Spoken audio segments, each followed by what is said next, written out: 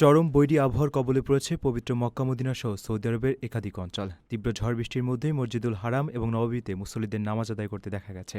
এবার কয়েকটি অঞ্চলে ভারী বৃষ্টির পূর্বাভাস দিয়ে রেড অ্যালার্ট জারি করেছে দেশটির আবহাওয়া কেন্দ্র এনসিএম।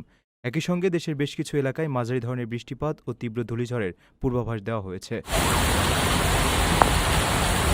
মক্কা অঞ্চলের তায়েফ, আল কামিল, আধাম ও এর আশেপাশের এলাকাগুলোতে ভারী বৃষ্টিপাতের আশঙ্কায় রেড অ্যালার্ট জারি করা হয়েছে। পাশাপাশি মদিনা অঞ্চলের আল হাইস, আল মাহাদ ও বদর এলাকায় মাঝারি বৃষ্টির জন্য অরেঞ্জ অ্যালার্ট এবং জেদ্দা, রাবিগ ও আল খুরমা সহ বেশ কিছু এলাকায় হালকা বৃষ্টি ও ধূলিঝড়ের কারণে ইয়েলো অ্যালার্ট জারি করা হয়েছে। আবহাওয়া কেন্দ্র জানিয়েছে, জাজান, আসির, আলবাহা, মক্কা ও মদিনার বিভিন্ন অংশে মাঝারি থেকে ভারী বজ্রঝড় হতে পারে, যা থেকে আকস্মিক বন্যার ঝুঁকি রয়েছে।